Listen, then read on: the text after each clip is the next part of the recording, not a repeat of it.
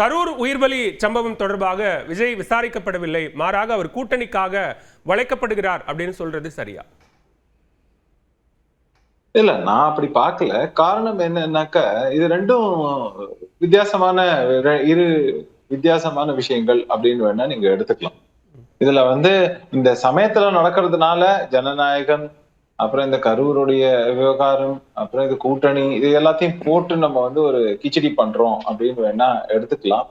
ஆனா இப்ப டெல்லியில நடக்குது அப்படின்னாக்க, இப்போ பின்னாடியே இன்னொருத்தவங்களும் கிளம்பி போயிருக்காங்க டெல்லிக்கு அப்படின்னு சொன்னாக்க, அதுக்கும் காரணம் பாஜக தானே சொல்ல முடியுமாங்கிற கேள்வி இருக்கு. ஏன்னா அது அவருடைய தனிப்பட்ட வாழ்க்கை சம்பந்தப்பட்ட விஷயமாக இருக்கும்போது அதையும் போட்டு குழப்பிக்கிறதுக்கு எல்லாத்தையும் போட்டு நம்ம எல்லா நேரத்திலையும் குழப்ப வேண்டாங்கிறது என்னுடைய பார்வை.